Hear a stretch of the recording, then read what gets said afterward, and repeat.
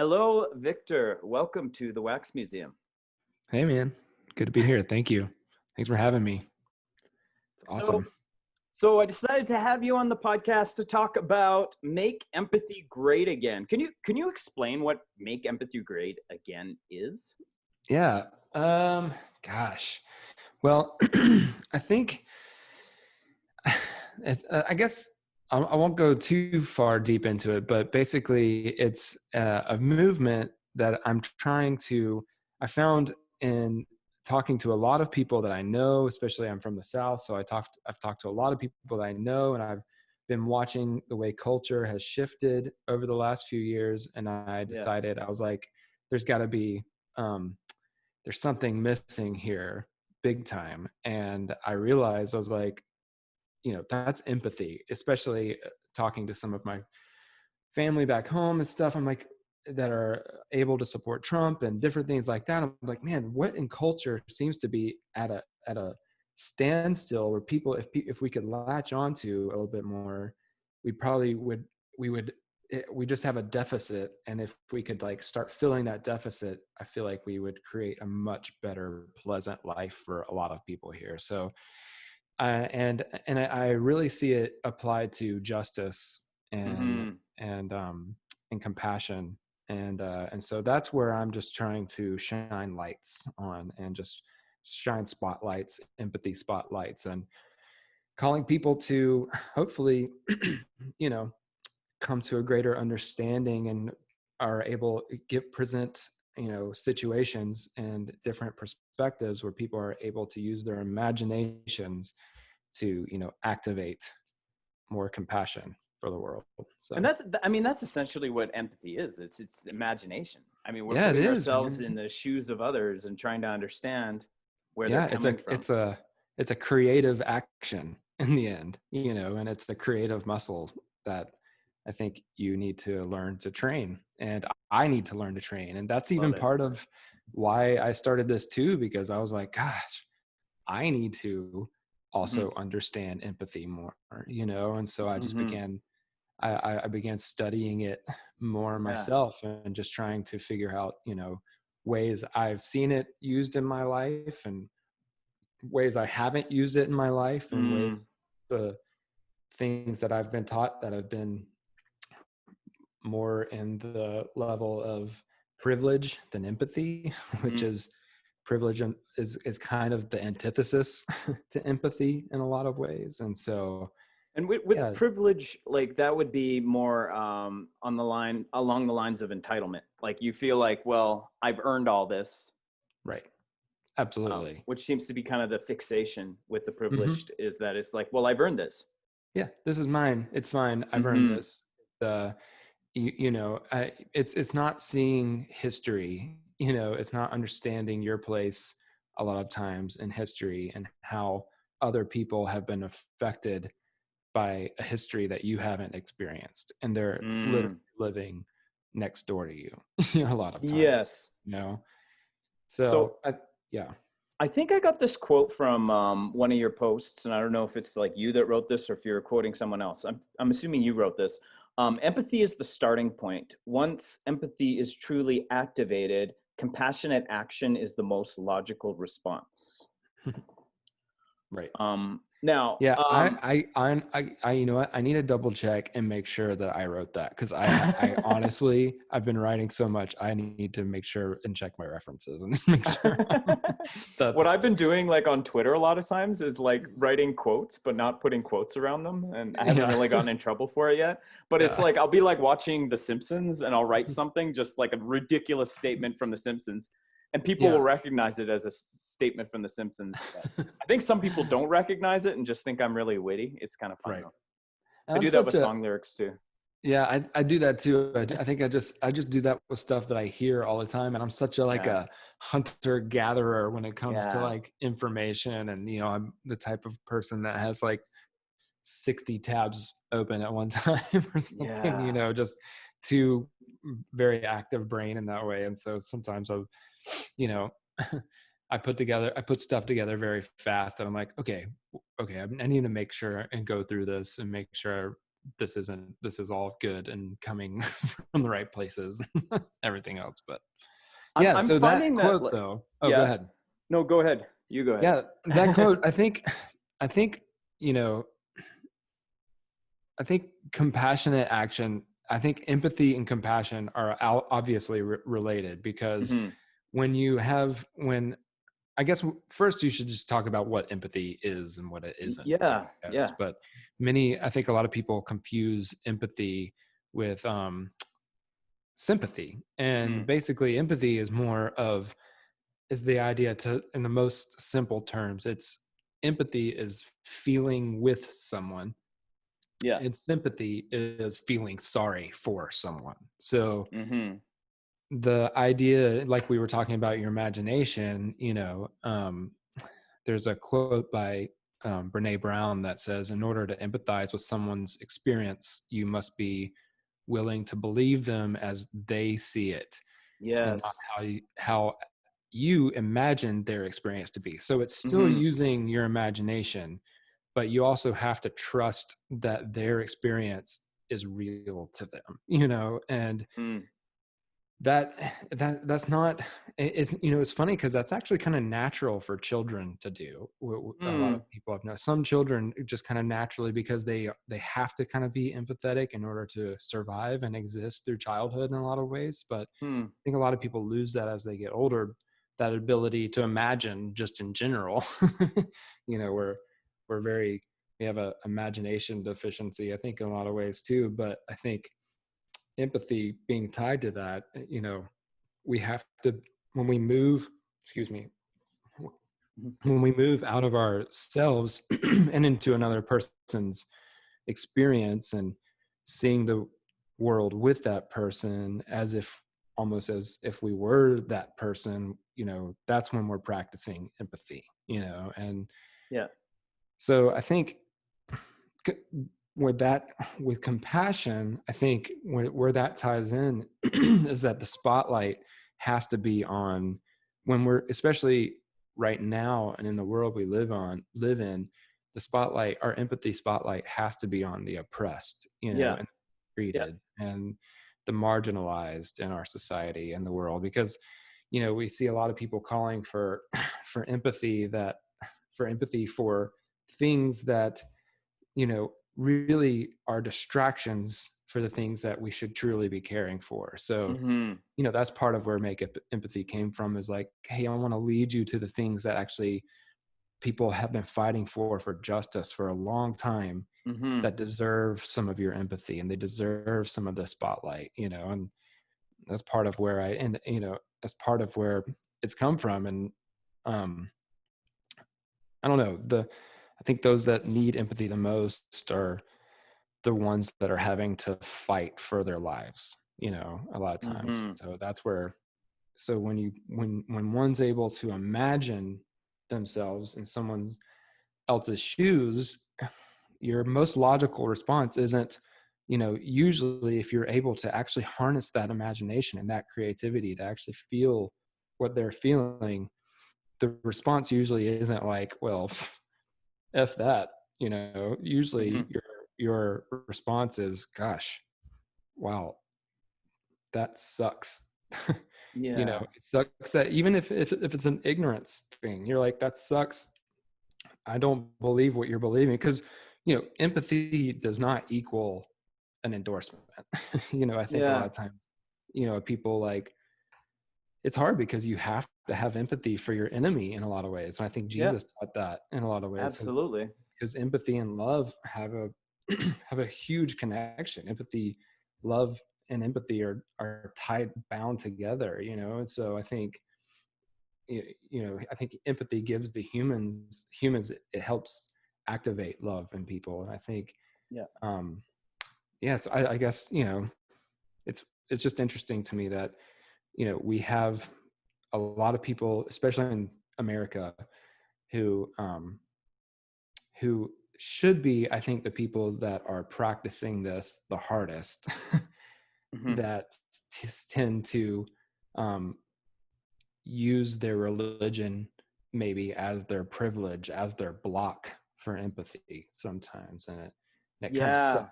They use it as a blocker, like as a Yeah. defense to not have empathy. We did. So We did a series on this. yeah, With and my friend that's the other Kevin thing I was Millard. going to tell you that I would like about your podcast is that you have a very empathetic podcast. Oh, thank you. Because you tend to listen to Mhm. people, and you invite different perspectives, and that doesn't mean you endorse those perspectives, but you invite them in and talk to them. Yeah, that was my last episode when I was accused of endorsing false teachers. So I was like, all right, let's talk about that. This guy Yeah, like commented on my stuff. So it was a really interesting conversation. I enjoyed it. yeah, Um, now, I it's interesting. I've never really thought about the imagination aspect of empathy. right. Uh, but it reminds me of, and I think it might have been Andy Stanley that wrote this book, The Curious Christian. And Mm, he talked about how we lack, like religious people tend to lack curiosity. And mm, it's almost yeah. like the very fundamentalist approach is to kind of close the loop on everything and to Hmm. stop being curious. But I think he also explained that when you are an elementary student and you've got younger kids, and Yep. so those younger kids are like just perpetually curious about everything. They will ask questions about everything. But then they Everything. hit junior high and it's like asking questions of the teacher is discouraged. And I Right. think it was Stanley, and I'll have to put this in the show notes. The actual book I'm talking about. Pretty sure it was Stanley. Um, it's the joy of podcasting. Right. But he said that like you hit junior high, it's a lot of peer pressure for you to not ask questions in class, and that's basically where we lose our curiosity. Right. And so I mean you compile that with what also, I was talking to Kevin Millard about, within kind of religious circles, there's this fear of empathy, because Hmm. it's like, if I have empathy for this person that's different from me, am I going to change my beliefs? Right. Does Because that at mean I all have to costs, endorse their beliefs? Exactly. Yep. yeah, and it's like at all costs I don't want to lose my beliefs, and so Right. there's a fear of empathy because it might change the way I think. Hmm. Yeah, and it's a scare. It's usually it's an approach out of fear a lot of times, and we Hmm. know that fear is the fear and love have a hard time existing together, and so Hmm. I think in the end, yeah, it's if we can use and I think for some people like me, I tend to be a very imaginative person in general. Right. I It's what you do. draw. It's just what I do. I draw a lot. I think I've always been that way. I've Yeah. always been very imaginative, and so I think and it's like I guess what some would describe as an empath. Like I just have a natural Mhm. tendency towards empathy, Mhm. and it hasn't. I haven't even really recognized it up until late, as Mhm. of kind of late, that what I was experiencing a lot throughout my life was empathy. Where I didn't Yes. a long time ago, I guess, or for a long time, I didn't know what to call that, because when I saw people that I was told by my religion or whatever that Mhm. I was supposed to shun or despise or whatever, like I saw my elders doing that, like Mhm. shunning someone or rejecting someone because of a difference. It never sat right with me. It just never did. Yeah. It was just always Yeah. like, actually, why are we just not cool with that person, Mhm. or whatever? And that went a lot because I grew up in the deep South of the United States, so that went into the fact that segregation didn't happen. It was like pretty recent, if you look in the Yeah. grand timeline of things. And so for a lot of my Black friends, the way they were treated, or the way, or even as I didn't, as I got older and made friends in the LGBTQ plus community, that was the Mhm. same experience where I was told, you know, Victor, Esteban is going to hell, man, or whatever. I'm like, Yeah. oh, but I love him, and like I Yes. feel what he feels. I've been able to Yeah. talk to him and discover him, and Yeah. discover his life and discover the beauty of what he actually truly does believe in, justice and all of Yeah. these things. And I'm like, I'm sorry, I can't believe that way, Yeah. and I think so. My empathy is what pulled me out of in a lot of ways, pulled me out of a religion that was kind of not allowing me to use my imagination in a lot of Yeah. ways, and not Hmm. allowing me to step in the shoes of someone and come alongside someone, or use my imagination to feel what they're feeling, and Hmm. but then I found a greater religion through that, after going through that and coming out of it, and you're seeing, wow, love is so much bigger than that, guys. Yeah. It's more bigger than you can realize, more bigger than any religion on this earth can quite handle. So let's all be humble, and Yeah. anyway, yeah. Well, and I mean, and that's the odd thing too, right? Because when you talk about like, just if you look at the Bible, I've been kind of stuck on, because like watching what's unfolded in North American Christianity, it's Hmm. got like especially when you talk about like American Christianity, not to pick on Americans, but Hey, pick it's on us, we it's deserve very it. it's very arrogant, especially when it becomes political. And I'm Absolutely. like, how many times, from cover to cover, does the Bible say arrogance bad? Yes. And Right. it's like, and it's so incredible to me that people are using that as an excuse to be arrogant and try to score points and power for their denomination. Yep, or their agenda, and it's so sad the way that has been twisted into American evangelicalism. Is just it's really caused a huge rift in so many people's lives and so many people's families and so many things, that it's hard for us to come to terms with how you know they cannot see where they're at, and what the things that they're believing, how it's actually harmful, and that's part of it too, man. That's part of why I made this dang website one night, Hmm. is because I was just like, gosh, I got in these conversations, especially when it came to what we were experiencing with race and our police system and all of that. When a lot of the protests started around George Floyd, and in the beginning of June, a lot of my friends and family from like super deep southeast Georgia or South Carolina and down south were just had a lot of feelings, obviously, Yeah. about what was going on. And from their perspective, they saw the looting, they were scared Yeah. by it, they were scared by, and they come from this like deep south where, like I said, where segregation was not long ago, where it still exists completely almost within the church down there, and so many different ways. And so they're seeing, they're getting fed things from more perspectives. And so they were writing me a lot and challenging me on Yeah. my beliefs. And what I was kind of trying to pull people towards was a greater sense of empathy for Black lives and how they're Yeah. treated, in this Yeah. country.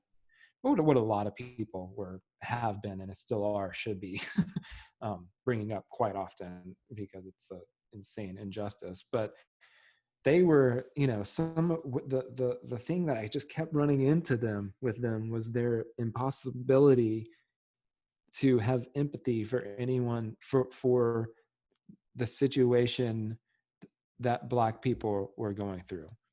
They wanted Yeah. to deflect at any way possible to something else, whether it was like Yeah. Black on Black crime, whether it was Yes. whatever it is. They just Yeah. wanted to deflect constantly. And when I'm just trying to pull them into empathy, and I'm like, no, but listen, I can tell you as many as myself being scared to drive to Sonic to get a hot dog, Yeah. or whatever, like, and being pulled over. And like, not just, I get scared when I get pulled over just because I'm like, okay, am I going to get a ticket, or whatever. But I'm like, imagine fearing for your life every single time, Yeah. or whatever. And Yeah. you can't pull someone. And it was, so I was having such a hard time pulling. And I realized a lot of my friends, especially from the South where I'm from, were having that same issue in a lot of ways of pulling, pulling people that they love into a greater sense of empathy, and a compassion for and wanting justice for the people that they might not understand, and so Yeah.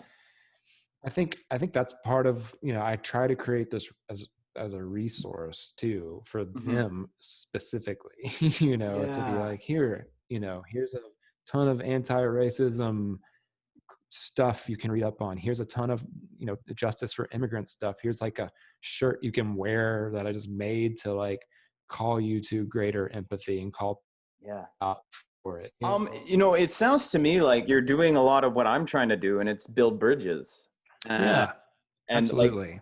and what's funny? I encountered, um, I don't think I really understood the magnitude of what was going on with the protests at first because I was working like 12-hour days and just checking Right. Twitter periodically. And somebody, it was actually an African American, he had tweeted, "We built this country for free, so we should be able to burn it down to the ground." And I Mm. responded, "That sounds kind of violent." Like, just total flippant thing for me to say. And oh my gosh, like my Twitter blew up. Oh no. And there were so many people that replied. And it was interesting because I was just like, normally I'm able to talk people down. Like something will Right. happen, and I'm pretty good at talking people down all the time and having Right. understanding. Because I had a similar thing where I had a tweet about abortion that blew up. Mm. And it was Mm. like some comedian saying, joking about like, "Oh, imagine thinking abortion is murder." And I'm like, how do you know it's not? Right. And that one I was actually able to talk people down on. But this Yeah, one, not that so was a much. reasonable that was a reasonable tweet. I like that one. Yeah. Yeah. Yeah. And so, I mean, like, and I think it was the fact that I said it flippantly, right? Right. But I think what I came to realize is, people, African Americans have done a lot to try to protest, you know, what's going on systemically, including kneeling for the national anthem. And Right. now people are like, no, no, no, you guys need to continue to protest nonviolently.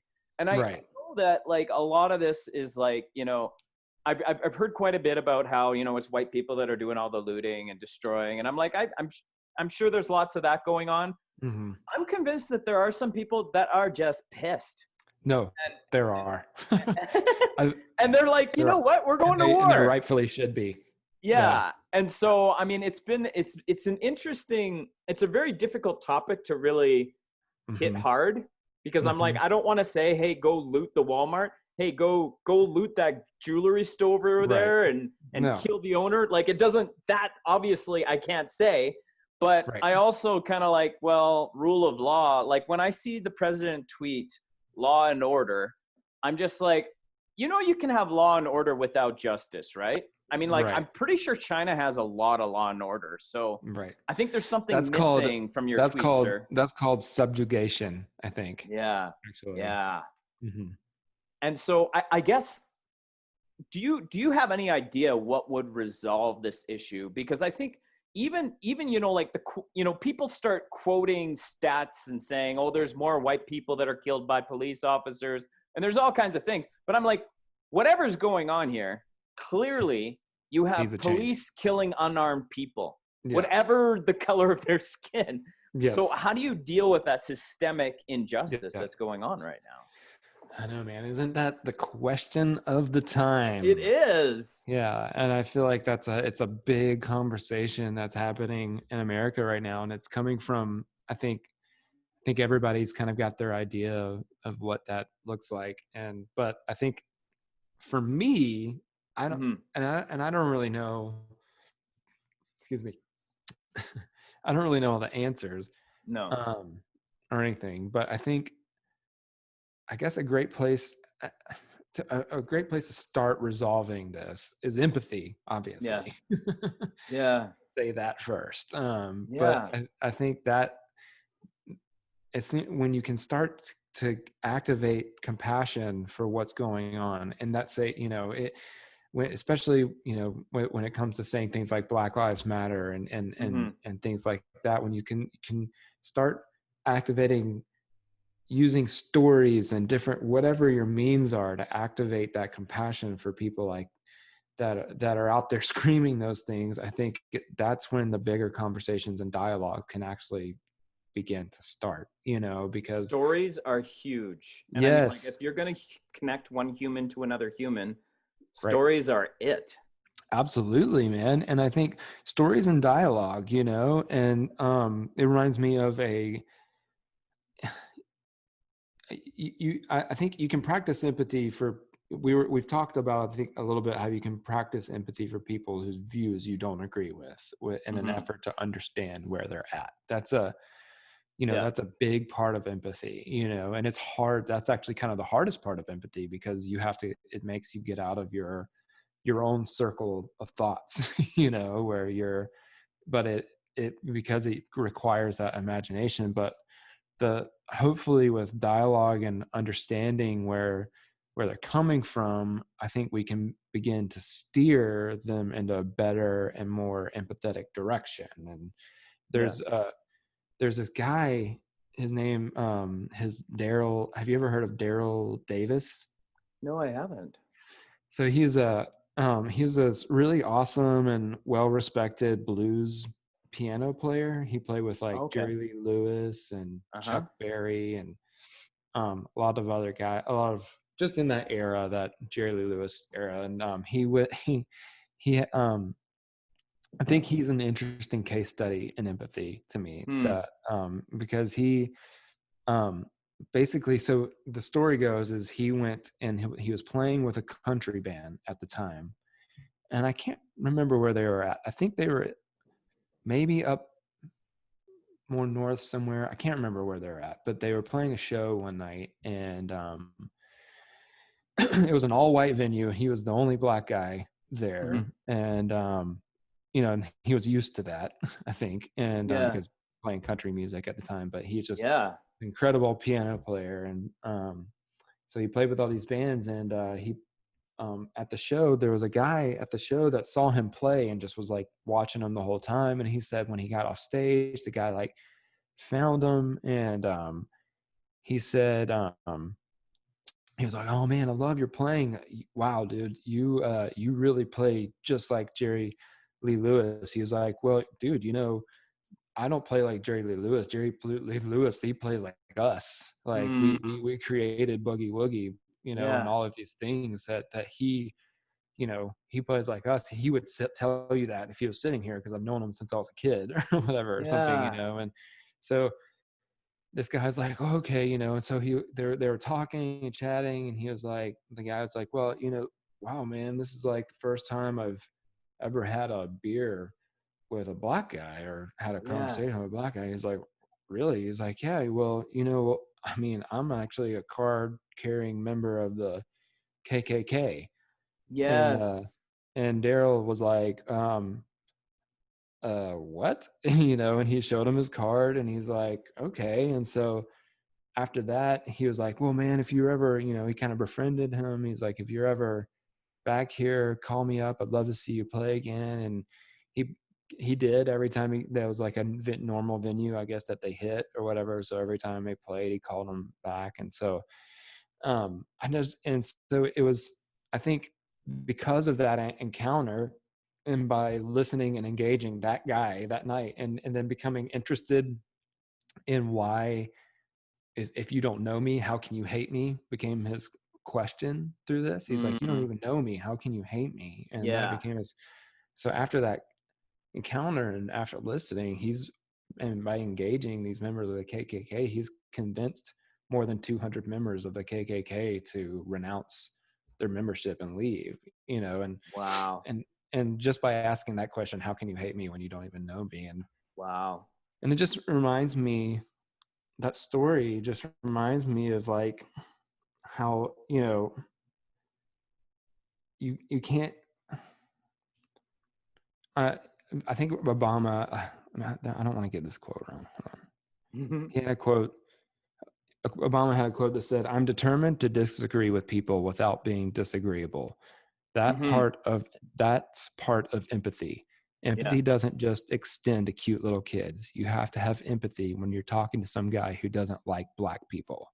And Wow. so that coming from Obama's such an interesting perspective, you know, him being Yeah. the first black president. But I think moving the needle and creating more understanding and empathy just requires continuous conversations and understanding. And um I we can't, I think we cannot force peace, but we can have conversations. And you were talking about you know subjugation, and real peace cannot be achieved without justice. And that's Yeah. a big part of this. And how, like, hey, if you want people to stop kneeling, or you want people to stop looting, or you want people, we've got to do some things to help this be resolved. And Yeah. I think maybe starting by changing the laws that cause these murders, to be allowed in the first place. There's a lot Hmm. of um, laws that can be changed. There's a lot of funding education. I mean, that's a huge one to me. I think giving teachers more money and taking money out of law enforcement and putting more people that are more experienced in dealing with people that have mental issues, not Yes. coming at those people with force, and Absolutely. there's just so many spotlights that we can address empathy on, especially in this country, because you know there's a there's a whole lot of injustice that we've experienced because of the sin of slavery and different things like that that's happened in this country, and what the things that we're built on, that if we don't address, and if we don't change the laws on, if we don't you know attack the big complex problem of, like, the industrial prison complex and all of these things that the extrajudicial murders by cops, if we don't, like, adjust these things, that these wounds are just going to always gape,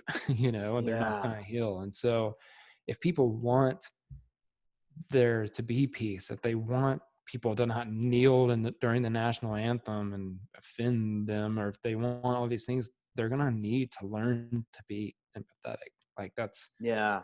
it's a it's a it's a requirement of moving forward, I think, in a lot of ways. And It's such a tough thing. And I know this has been kind of my bender for the last, I guess, year, is thinking about like how people tend to live in cages.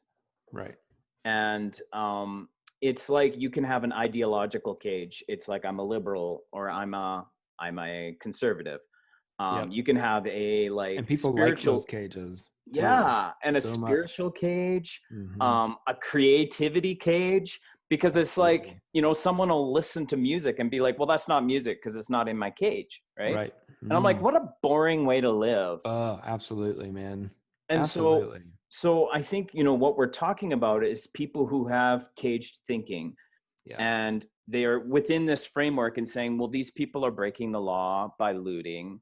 These people are complaining about something that I don't think exists, and so it's like, oh, we got to break them out of their cage somehow, because, Yeah. and it's not just like I want to break them out of their cage so they can think like me. It's like I want to break them out of the cage to free their minds, Right. To because help them. there's something to see outside of that. And it's a lot Yeah. like that, the curious Christian, where it's like, well, have some curiosity because it will Yeah. unlock so many things for you.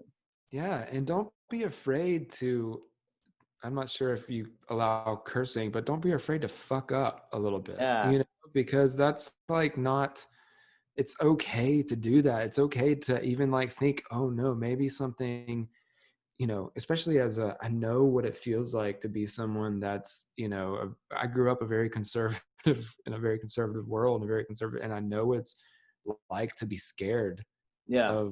of accepting someone that you've been told is unacceptable, and stuff. Yeah. That's a scary place. But I think, like, what you're saying with, like, those cages, that's a cage that, like, deserves to be unlocked, to Yes. where someone can travel further into that person's experience and just say, whoa, holy crap. Wow.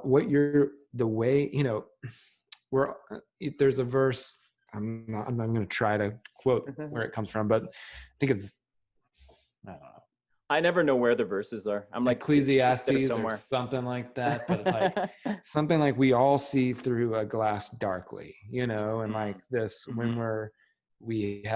we've been put on this earth, and we've got these eyeballs, and these are lenses in this brain that we're soaking everything in, all this information in constantly. And so you have, and all of us, the way we're feeling, the way we're experiencing time and everything, all of these constructs is all happening differently, And so the most logical response is a lot of what Jesus really did talk about, was this like feeling of having grace for everyone, feeling of Mm-hmm. this love of finding people where they're at. And the people that you got to be pissed off at are the people that are using these things to actually harm or subjugate or manipulate other people. And Yeah. I think that's the place where it's righteous, where you can be angry at that. But for the people that need someone to come along, and like someone to, even if you don't want to endorse what they're living or what they say is okay, you know what I mean, Yeah. to shut them off is to shut them off from you, to shut them off from your cake shop or whatever the heck it is, Yeah. or Yeah. whatever it is you are inviting them, you are in the end shutting off empathy from Oh, them. totally. And I mean, the problem is people that do that are more focused on their own rights, Right. which is so ingrained in kind of the American narrative of like, well, Absolutely. this is our Constitution. These are This is our amendments. And I right. hear so much about the amendments. I honestly don't know what my Constitution says in Canada. I'm just like, I don't know. And I Well, mean, we people only, definitely, just how people pick and choose the Bible, they pick and choose the amendments also. but they treat it like the Bible too. Like it's Oh, it's unbelievable absolutely. to me. I'm like, you're reading the Constitution like it's scripture and you have to Oh, abide by it, right? And I'm like, right. what No. if you're, I don't know, what if your forefathers were like a bunch of racist people that owned slaves? Which they were. Exactly. And I And mean, what, like, I mean, and my country has its problems too. right, We have done a terrible job the way we treated our indigenous people, and we're right. still not there. We're Yeah. still working at that, Yeah. and there's a lot of injustice. We've Mm-hmm. got reserves that they live on that don't have clean water. And Well, so I mean, like, Canada is messed up too. right. They all are. We all are. Yeah, we Humans, are. countries, the world, we're all messed up. But Yeah. there's also but for me, there's always a hope of a better Hmm. messed up, a better Yeah. version of messed up for my kids, where at least some of the messed upness is more bent towards justice and equality, and so I think, yeah, America has, we have the way we are founded, the way we treat religious freedom nowadays as this like complete, way of saying, Christianity is is the only way. Yeah. People that are shouting religious freedom usually forget, or usually mean, no, we mean Christian. No, we mean white Christian supremacy. We don't mean, Yeah. we mean we need freedom to treat you how we feel like we should treat you, not This and reminds not me. equality. And it's not a call to religious freedom is not a call to equality for most, especially in the evangelical Christian culture. So yeah. And I mean, part of it too is like remembering. I think you saw my Facebook post I made where I was talking about Disney princess, or I've shared it. It was about Disney princess theology, and it's like this idea that when we read scripture, we see ourselves as the Disney princess. We're Right. Esther coming to see the king, We and never see ourselves as the Romans or no, we don't see ourselves in the Romans. We don't see yeah. ourselves as the Pharisees, and it's like, especially as white people with privilege. And I Yeah. think, and it was kind of interesting to see how all these people responded and say, oh, you hate white people. And I remember responding to one of the guys, no, man, I like the whites. The whites love me. Okay. Perfect. But Exactly. I mean, like, for me, it's like, okay, so I don't hate the fact that I'm white. Right. I look at that and say, just like I was born into a Christian home, just like I was born into, like, there's all these things I was born with, And I can even say, you know, like my grandparents, you know, they came to Canada and they got land and they farmed it and they worked hard. And I'm like, but I'm benefiting from their hard work too. And that's part of my Mhm. privilege. Even their hard work is part of my privilege. The fact that they got land, that's part of their privilege Yep. because people of color did not get land, right? And so there's Absolutely. all these things that we have to recognize. And I'm like, just like, you know, as a Christian, I can say, well, I know Jesus. And because I have the privilege of knowing Jesus, I can share that with other people. Mhm. And I've got money, I can share that with other people, right? And so you Mhm. share your privilege. Privilege is meant to be shared. And some of Mhm. your privilege, it's unfair that you got it. There's a Mhm. lot of it. Um, Right. and Yeah. so for that reason, you share it. And it's not Yep. about white people hating themselves. And it's like, that's something I keep hearing on the right is, oh, white people hate themselves and they want to Yeah. tell everybody to hate them. And there Right. is some weird You things want us going to be on in the ashamed of protests ourselves. with that. And the Yeah. thing about empathy is, and this is what I love, one thing I love about empathy is that it's a it is a it's basically a shame. It takes shame away.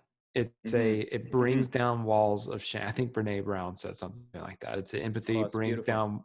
brings down walls of shame. Hmm. And so I think that that's a lot of what you're talking about is shame. You know, it comes from this feeling of shame, you know, and I think where we can begin to shine because white people, there's a great book, White Fragility, that I definitely Hmm. wish I could get all of everyone to read, especially that's Hmm. white, written by a white lady. I will You link know, that.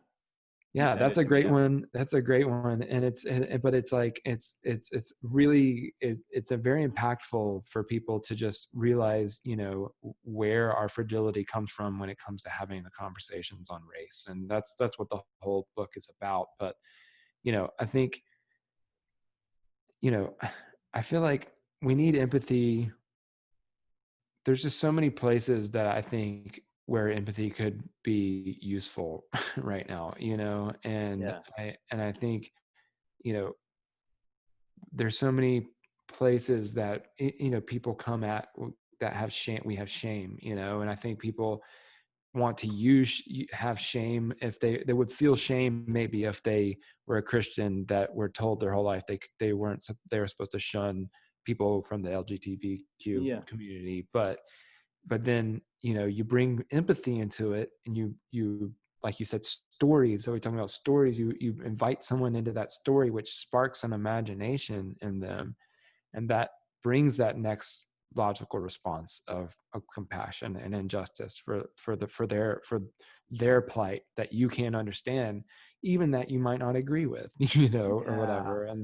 And so but shame but privilege and shame are very much connected, They because are. we Yep. don't want our because we want to keep our shame, our privilege, and we're ashamed about that.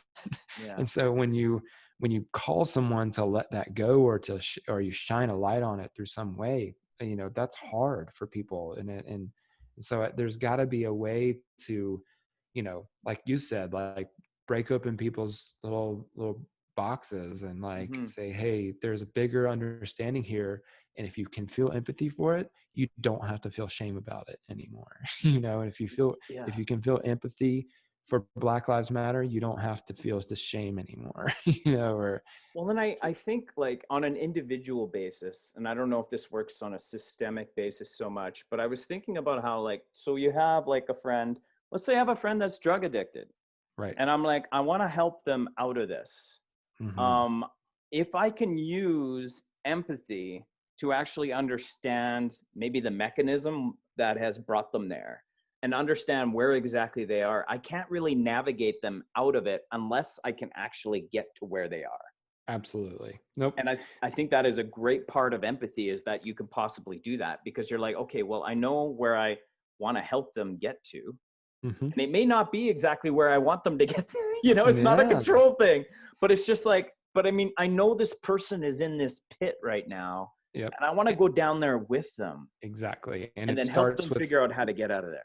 Precisely. And it starts Mhm. with listening first and foremost, you Oh know, my and that, gosh, that's huge. yeah, and it is Yeah. this active listening, not just saying, I'm listening, waiting for my chance to tell you how you're wrong or how you Yeah. should be Yeah. feeling or how, whatever I think you should be experiencing right now, but listening and then just using your creativity and your imagination to say, you know, okay, I don't know, I don't know what it feels like to be addicted to drugs, I don't, No. or whatever, but I have a friend that was, and I love him, or I know what it's like to have this other issue that I just can't seem to shake, because we all do, because every Yep. human has Yep. something.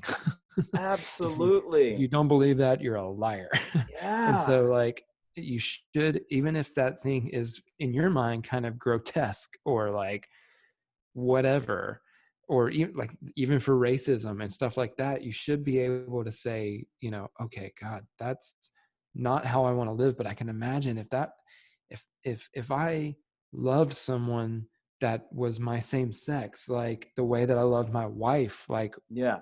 and someone told me that I was a messed up human and going to hell and all these other things because of that, how would that make me feel? That made me feel like a piece of crap. That wouldn't change me, and I think No.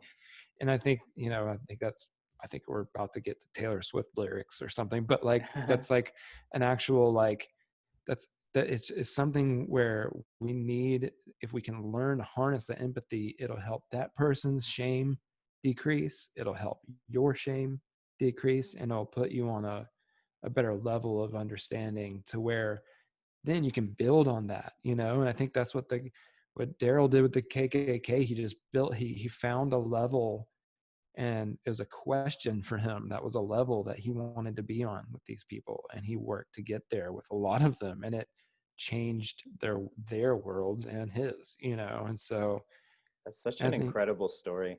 And I I know. remember hearing that somewhere. I heard that on a podcast. I just didn't remember the guy's name. Oh, So nice. that's Yeah. that's incredible. That's the second time I've heard that story, and it's so powerful. Well, it is so powerful because it's crazy, because you think about it, and like his friends had to have been like, what the hell are you doing, dude?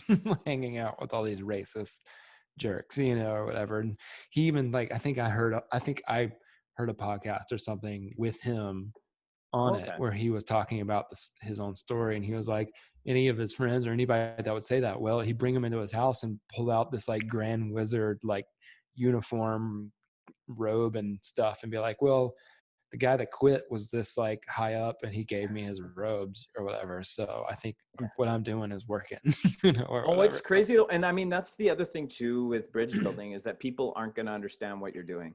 right. I've had people say to me several times, it's like, why do you always cause trouble? Yeah, why are you And I'm stirring the pot? Yeah. Yeah. And I'm just Yeah, like, because people need to get a little uncomfortable. Like, it's like, I absolutely. need to tease the elephant in the room a little bit. Yeah, and maybe it's a personality thing, I don't know, but like for the Yeah. most part, I just think it's I think for a long time, I myself was scared a lot of times to speak up, and I Mhm. think that's a normal thing. I think this fear of like getting it wrong, failure is probably one of the biggest fears of not speaking up, and stuff, is just saying, Yeah. and then expectations from our loved ones, and like, oh, you're going to really see me if I ask this question, you know what I mean? You're going to, if I say this, you're going to see me differently, Yeah.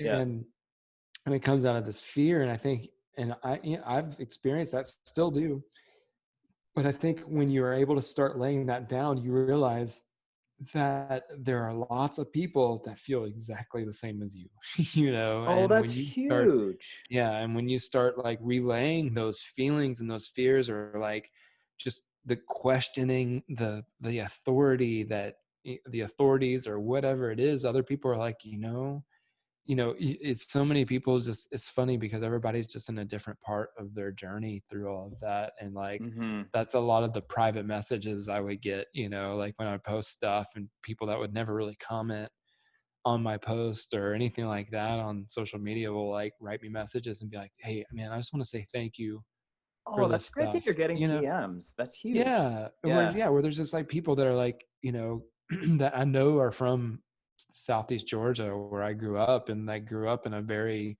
weird environment, weird Yeah. culture, religious, and so many that are just like, man, I've needed someone to like say some of this stuff, because this is what I've been feeling and it makes me feel seen a bit more, and Yes. And I've been told that before. I think there's a pastor that actually said to me, he's like, man, I love that you post this stuff because it's stuff I'm not allowed to say. yeah, And that's so so it's like, sad. and that's encouraging, right? And Yeah. so it's like, okay, yeah, I'm glad I'm a voice for somebody. Well, that's the Um, thing. It's like when you're able to use your imagination and creatively use empathy and all of these mhm, things to step out of your belief systems for a second, and I'm lucky with kind of my story. I'm privileged, I should say, with mhm, my story in a lot of ways of how, I mean, how I was able to. I grew up in this deep South, environment of this very charismatic Christian, cultish, I would almost yeah. go to say, environment, and then got thrust out into missions work at a Oh, young okay. age, and Uh-huh. so I got to travel, and I thought I was bringing Jesus to other people, but all ended up having was my worldview shattered everywhere I went, Right. and Yeah. so I went out with privilege and came with nothing but humility, came Mm, back with nothing but humility. But I was gone for like 4 years, and I traveled through all, I was in the Middle East for 3 or 4 months, in Egypt and Lebanon. I was out throughout South America. So I got this like white boy for privilege. I get to travel because of missions, and people are right. supporting me back home and stuff. And people were expecting me to go bring Jesus to people. And the only thing that happened was that the world and my worldview and probably truly what Jesus says was more brought to me through Mm, everyone that I met. yeah. And so like living, staying, around with Muslims for a month or so, especially Mhm. because this was soon after 9/11 when I got to do Yeah. this. And that, I'm kind of blessed in the way that that whole experience led me to such a greater empathy for the world, and that's why I worked for a travel company for like 5 years, because I believe that travel can bring people to greater empathy too, Totally. and so Yeah.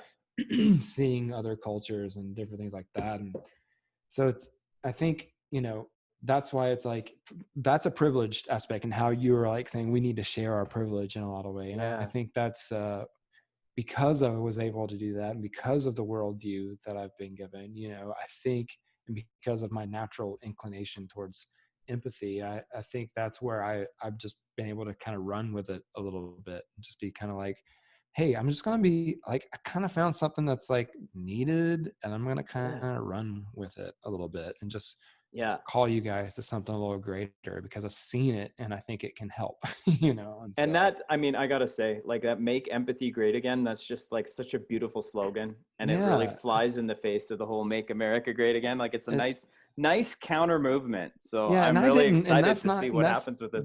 that's not even like, it's not even coined by me. I have no clue who owns that. Maybe someone owns that. One day they're gonna be like, bro, you're gonna have to shut that down or whatever. We'll see. Yeah. Uh, but like, still, I mean, there's tons of other gear out there, but still, that I do think that slogan, it worked for me in my head. I'm like, golly, Yeah. that is the antithesis of privilege. That's the It is. antithesis of what Trump and and people, especially in this country, have been preaching. And Yeah. even a lot of the evangelical, like the Franklin Grahams of the world and stuff like that, have been preaching. And so I Oh, think, Frankie. oh God, don't get me started. I know. I Uh, know. I cannot have empathy for some people. That's uh, the thing. Um, yeah, right. Seriously, sometimes it's harmful to have empathy for some people. it is. It is Harmful to your certainly. own psyche. Well, it's funny to me too because I've been thinking, like I am an Enneagram 4. Same. You are too, aren't you? Yeah. Same. Yeah. And Mm. so it's just like I'm all feels, and I Oh it didn't yeah. realize that until like the last couple of years. I'm like, Yeah. oh, this is what's going on with me. Yeah, man. Because You're like even like you're watching, like if I'm watching like a surgery or something like that, I'm imagining what it feels like to be right. cut up like that person, and it's painful. Yeah, it's like why we can cry by watching a stupid commercial, or we can cry by watching Moana for like the 700th time or something like that. We American feel, Tail. American yeah, Tail makes oh, me want to cry every time when he uh, loses his parents. I'm like, oh my God. anyways. Or when his sister sings that like somewhere. Oh, it's so Oh yeah. beautiful. Yeah. But like, exactly. It's this funny feeling of like connection, I think, Yeah. for us fours, and this feeling of like being misunderstood, which I think also helps us to like want to understand where someone else is coming from, Oh, because that's we don't, totally it. yeah, because we constantly feel Oh, misunderstood. it's so rare that I feel understood. And it's Yeah, like, and then it's we bottle, magic. and we bottle it all up, all that misunderstanding and Yeah. stuff, and And make an that, album yeah, and or that make a makes it, TV show exactly, or and that makes it hard too. That makes it hard. Like when I was talking about like my fear of speaking out and stuff too, because it's this also fear of being misunderstood, like that I mm, already I just kind of feel that way anyway. So mm. like if I put something out there that someone's like, well, Victor, blah blah blah blah, that's why I'll still get in a conversation with my like dad's cousin for like 4 hours, because I feel like she's misunderstanding me. Oh Or no. what Oh I mean, like, no. where it's just Yeah. it's this feeling of like, okay, I gotta lead you to where I'm coming from, and that's a place of empathy. That's a great place to be, but it's also where like, okay, maybe there was something better I could have been doing with those 4 hours of Do my you life or feel whatever. like, do you feel like the pursuit of empathy though is kind of like an endless thing? Like, cause it's like, I remember somebody saying, "Are you an empath?" And I'm like, well, I don't know. I feel like I could have more empathy than what I have Yeah. right now. And I No was reading empathy. this article on it and I'm like, okay, no, I am an empath, but I'm still like kind of, well, it's because I'm a four, I'm addicted to my own pain. So I'm like, nope, Yes. that's not enough pain yet. I need more Right. pain. I need more pain to Right. really understand Oh this. yeah, dude, and we Yeah. want to feel what they're feeling. You know what I mean? Yeah. Like it's this innate feeling to be like, and that's what makes us artists and different things like that, because we want to like, and then we want to relay it to people through the means that we have. You know what I mean? And no one And gets it. no one gets it, and they're And like, I'm just damn. like, oh well, I'm gonna be misunderstood. And like my hope is that I create something that's just so interesting to people that they're entertained by it, so that the people Absolutely. that aren't smart enough to get it will be entertained, Yeah.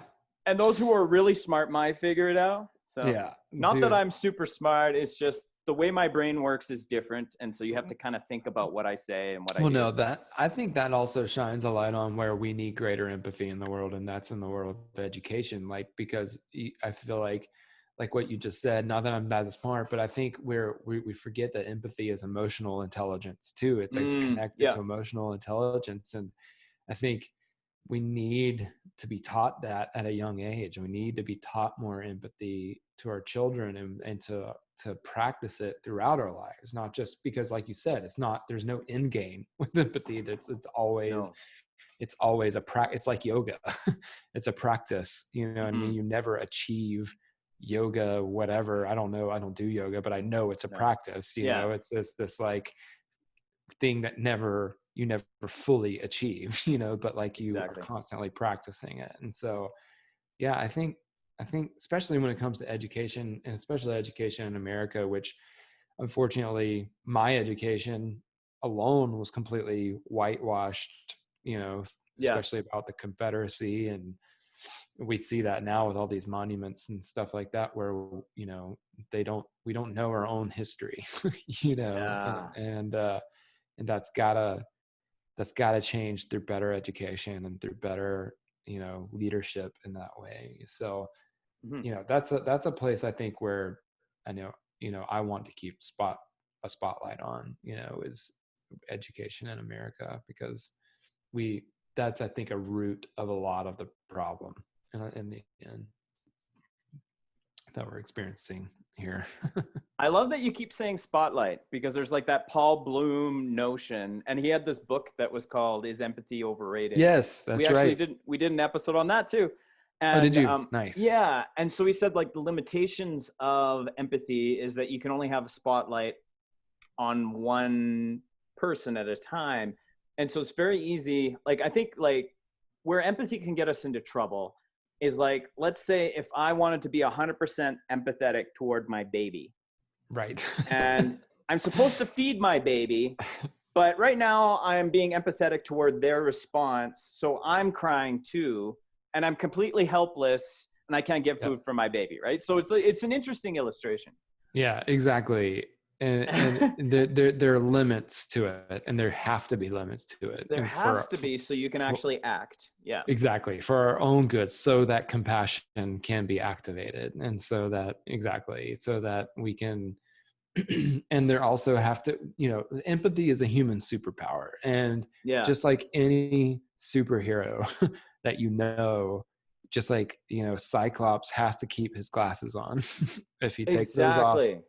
if he takes those things off, you're gonna melt someone's head, or whatever. And so Oh, it's the totally. same thing. You got to kind of keep those glasses on, keep that superpower in check, so that you don't start showing, so that you don't let your empathy cause you to like a worse belief system, or like to change you enough to where you're not only feeling what someone else is feeling, but you're literally experiencing it. Well, I know for me, like I'm prone to depression. I don't know about you, but it's like Yeah. very easy for me to fall into depression. In Oh, we're fact, just moody, yesterday, so moody. Just as like, yesterday I was such a mess. yeah. And I got to a point where I was like, I was so frustrated. Actually, it was related to me trying to get the pro level of my account for my album release. And I couldn't get like the app store to like receive my payment for the pro level. And it's like a yearly subscription. And I got so angry because it was like that. And then like the 2 reports I was writing that day were really like pulling teeth. And I had all these technical issues with different things.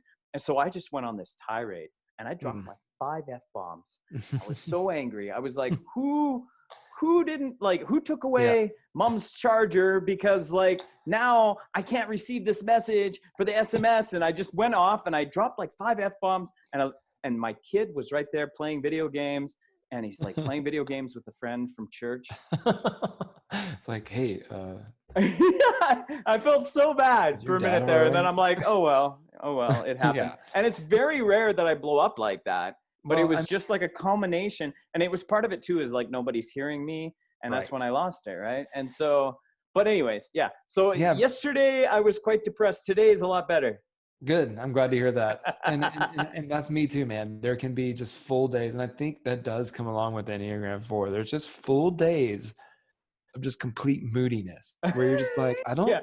I can't tell you what's wrong, but everything is wrong. Yeah. I hate everything and I hate everybody. And So, every single thing is inconveniencing me right now. and I'm going to go to And bed. And when I wake up, everything will be better. I I'm don't gonna know go why. lock. It just will be.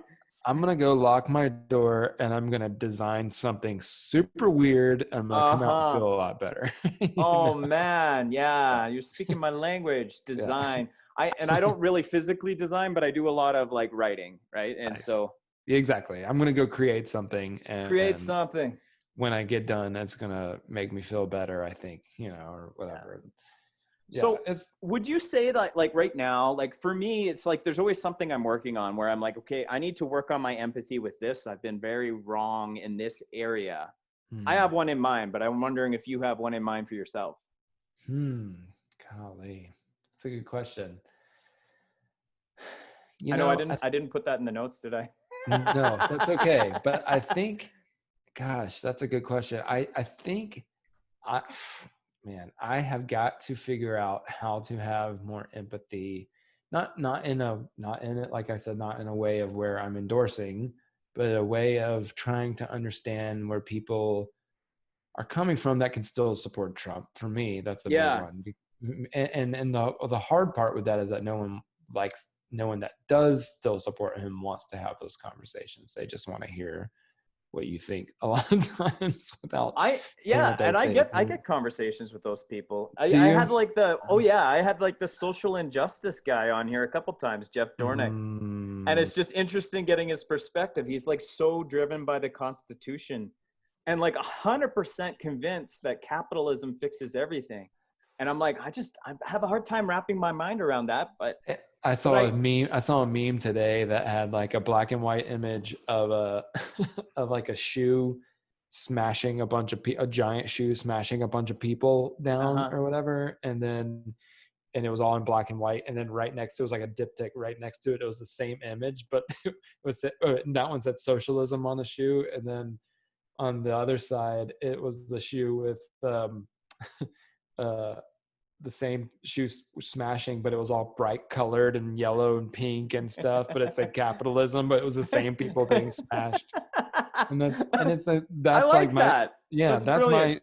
that's my feeling of it, where you're like, dude, none of these things both No, suck. it's They're some kind not. of mixture, and the more I Yeah, think about it, the less I want to be involved in politics. I'm just like, exactly. Where and that's why I want empathy to be in politics. But I would love yeah, if empathy was the thing that drove politics the most, yeah, and I think that's where we need people the most, right? And that's not the most, but we need probably the most are people with empathy that are teachers, but like we need it. That's one huge area where we need more empathetic people, I think, is in politics, because for especially in America, since all of this Trump garbage and stuff like that and everything is just we've we've hired too many oligarchs, and we've hired too many people that just don't know how to care for anyone really well, and governance is not a business. Governance is something that's different from that. And so I think, you know we need people, politicians that lead with empathy. Maybe they're never going to get it fully right, but at least the idea is they're trying to put if they're going to represent people, they're trying to put their shoes in the people that they represent. And I think the problem that, especially living in Tennessee, which is just a strange place to live in general, but like, yeah. uh the problem here is, we have such a um there is this, the way our government, we've had this protest going on at the Capitol for, we're probably in 20 days now or something Hmm. like they've been sitting out at Legislative Plaza. This guy named, his it's Brother Jones, at Brother Jones is his, you can learn all about what he's doing there, but they've been doing this protest for days at the Legislative Plaza, just trying to get the governor to come talk to them. All they want is for the governor Hmm. to come out and just come talk to them about why they're out there, and why they renamed the plaza Ida B. Wells Plaza. If you, I won't go fully into her story, but if you look up Ida B. Wells, she was an incredible character in American history. And they're it's the People's Plaza. They've said this whole plaza belongs to the people, and we deserve to be here. And Hmm. instead of coming and talking to the people, the governor keeps coming with force and taking the police, and like literally people are kind of have tents out there and stuff, and they're just constantly out there protesting, just trying to get them to come talk. And instead of talking, they're coming out with force every single Hmm. time and just Hmm. tearing down all their crap, stealing all their stuff, or like Hmm. arresting people, mass arrest of people and stuff like that. But it hasn't let up. People are just staying out there every day. And Wow. just because our governor will not come listen to his constituents, So weird. and it's just a weird thing to be watching, and it's a weird thing to be watching in 2020, and Hmm. so it's like, we need, if we had a governor that wasn't Bill Lee, this dude, that if we had a governor with some empathy, I really think he could have. So we have this statue in our capital in Nashville of Nathan Bedford Forrest, who was the man who started the KKK. And Seriously. yes, so we have this bust glorified in our nation, in our state's capital. And That's nuts, man. yeah, and so that's a lot of what this protest is about. It's like, hey, this is the People's Plaza. We have the guy that started the KKK right here, and the lawmakers voted recently not to take it down. and we had a day, like a Nathan Bedford Forrest like holiday type thing that and so it's just ridiculous that that still exists in 2020, and that's still up there, and so if we didn't have him, if we had someone with more empathy, none of this would be happening. If we had someone Yeah. that came out and said, you know what, you're right, F that statue, that thing's stupid, that Yeah. is promoting nothing but hate, and this should not be hanging out in the places where we're writing our laws that are trying to get to more equality, or whatever. If we Yeah. had someone with more empathy that came out and said that, it would like, I'd be like, they would feel heard. You know what I mean? They would say thank you, and then what would put the icing on the cake would be like, you know what? Let's change this whole area is now called Ida B. Wells Plaza. Go get your picnic gear. Come out and have a picnic. You know what I mean? Yeah. And I'm gonna tell the National Guard folks or whoever's out here to go home, because this is the People's Plaza, and we want you to be heard. And like, what an opposite spirit could they come in and really change the whole atmosphere out there? There is something with power though that is like really, it's corrupting. And Yeah. I look at it and I'm just like, like who becomes president that's not a narcissist? It's Right. very hard to find someone who's not a narcissist that becomes president. Yeah. Heck, it's hard to find someone who's not a narcissist that becomes a pastor. Or, I Absolutely, mean, man. there's anybody who gets put into a leadership position. I think it's easy for a teacher to become a narcissist too, right? It's Mm-hmm. like you give anybody any kind of power, and it's like, so, Corrupting. Mm-hmm. well, because even, like the empathetic leaders, you look at someone like Justin Trudeau, quite famous for being empathetic, but then you're just kind of like, dude, like, what are you doing? You're putting Like, on a show. it is a show. It's so much Yeah. like one of the things from his last election thing was him like in a canoe. It was one of the one of the photo ops, and I'm just like, I've seen the what are you doing, photo. I've seen the photos of him like in like the Indian gear. Or, dude? Yes. Oh, that was so ridiculous.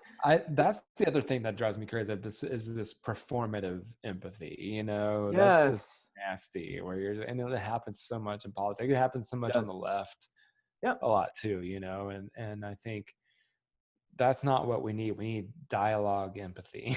That's Yeah. where we The need to less start. sexy version of that. Yeah. I So mean, at least with Trudeau, at least he's handsome. Like, yeah, he's got the hair. he got the hair. I like the beard now. I was like, that's a Yeah. little more mature looking. Coming back. But Totally. He's like, I'm learning, guys. I'm learning, guys. Well, it's funny because this like thing came out about him having blackface 3 times. There was That's 3 right. times in his history that he went Jeez. blackface. 3 times. Like, who does it 3 times? But he's like, well, this is a lesson for all of us. I'm like, well, I'm Never glad do we can learn blackface. through you, sir. Yeah. But okay, God, so go ahead. sorry. You good. I was thinking, for mine, what I'm thinking about with empathy right now is I'm very struck with ableism and trying to wrap my mind around what that looks like.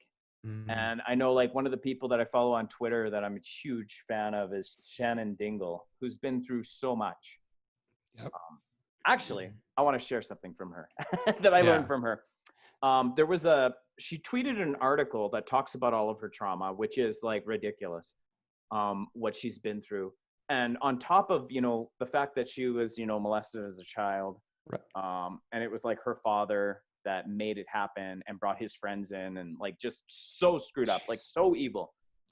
Her mother, I don't think her mother to this day believes her about what happened to her. She's disabled as a result. And one of the things that she said is, it doesn't matter if it's an ocean or if it's a puddle. Drowning is drowning. And I was like, that coming from her, and this might be a good thing to close on. Yeah. When we talk about trauma, like we often only want to think about the huge things. Right. And then we want to negate the puddles. But whoever that person is, whatever they're going through, like that trauma is very real to them. And so how can we walk through that with them? Absolutely. Yes, man. That is such a basis for this. How can we walk through this with them? How Mm. can we, how can we, how can I climb down that ladder into this pit with you and see what, you know, and that quote, that's going to stick for a minute. That's good. Yeah, and I don't know if I got the quote completely right, but it was Yeah. something to that effect. I wanted to have her on my show, and then she just got like really Mm. busy and like was on CNN and all this stuff. I'm like, I okay, think, yeah, you're too big for me now.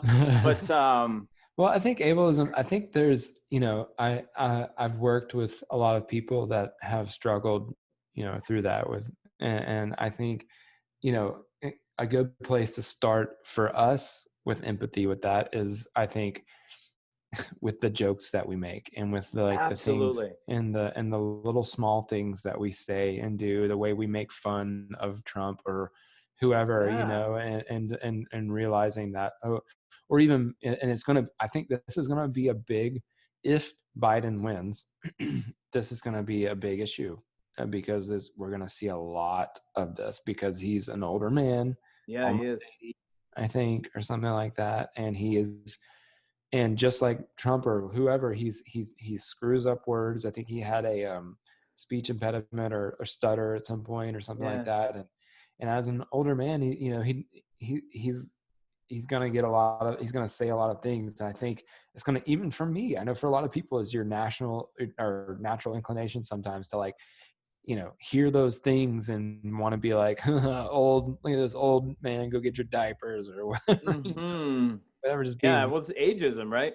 or the But I mean, ageism, like, or even like, or even like with a stutter being like, why can't he, you know, I think there was a thing where Sarah Huckabee, like, Sanders made this like super rude Twitter like joke about his, stutter, and ended up like deleting that, of being like, listen, that's not the place where, look, when someone's a horrible person and they show you a horrible person, focus on those horrible things. Don't focus yeah, on like the getting up a ramp or whatever that stuff is, what I mean? Because yeah, that that 100%.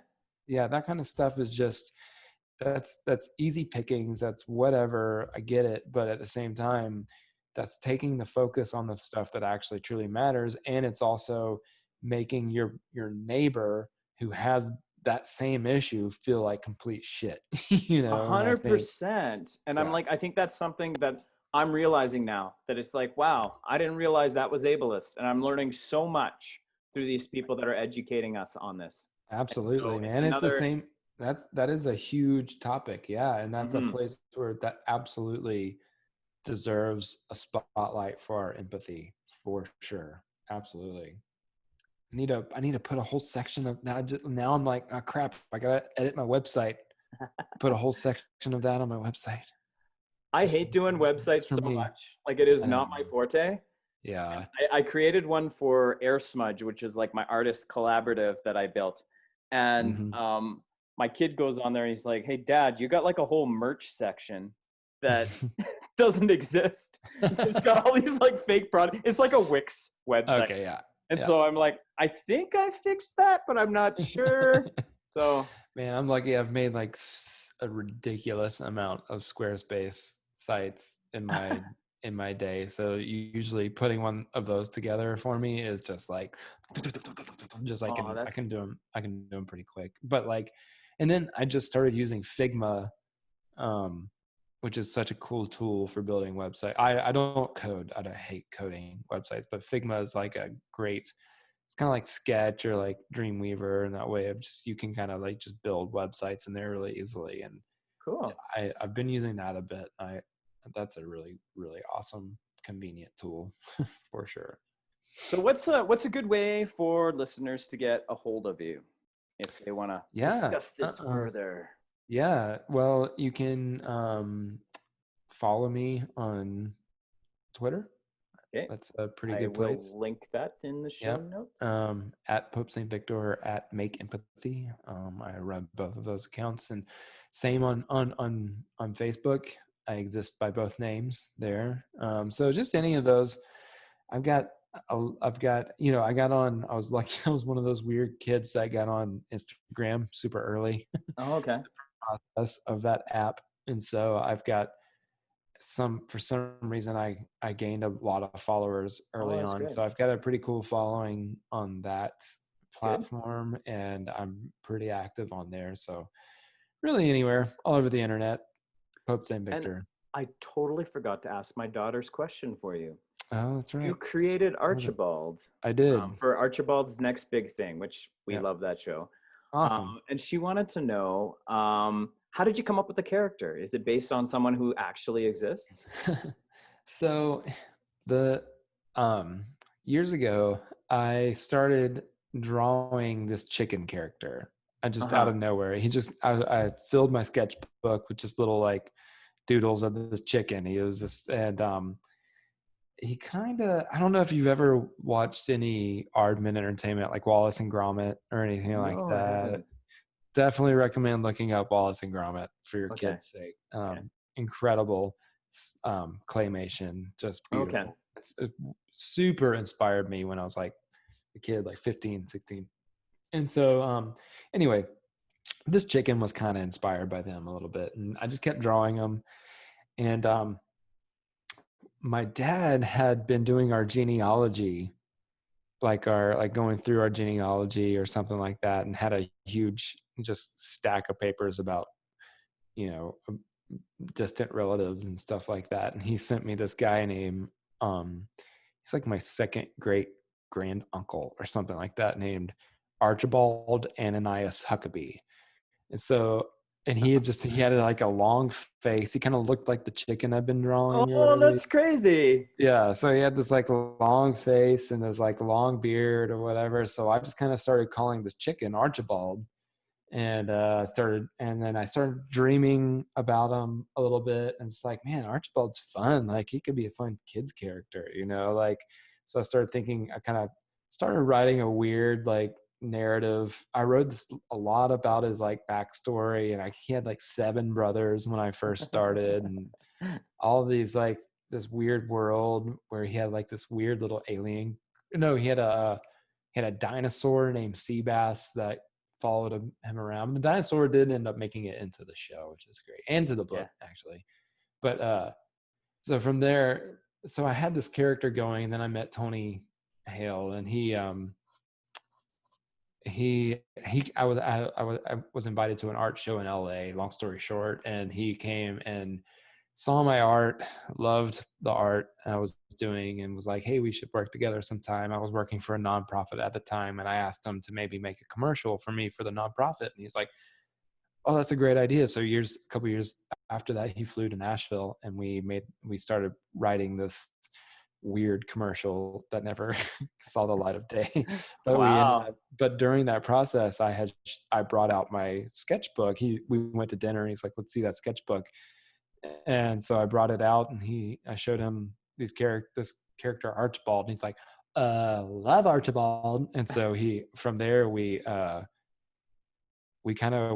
invited our friend Tony Biagney into the process, and I kind of just downloaded everything I knew about this character. I kind of gave him his wacky personality and stuff to it, but Mm-hmm. with with the help of those 2 guys, we created the book, and they really helped give him his voice and like his world in a lot of ways, and so we created the book, and then some writer friends got a hold of, like, loved the book.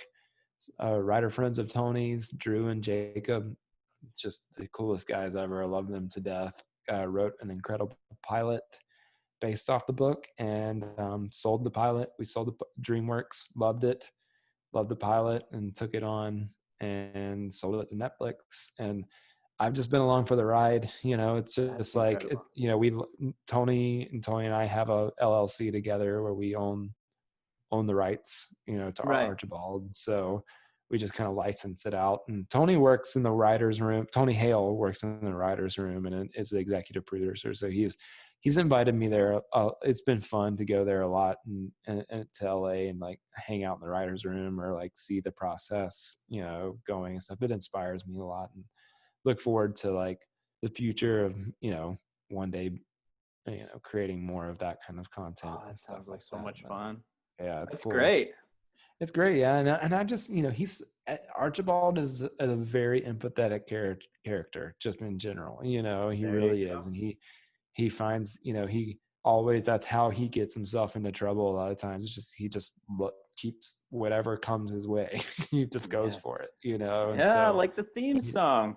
I exactly, love it. All right. Well, which is thank you. probably in most parents' heads right now, like over and over. Yes, yes. So we'll link that in the show notes too.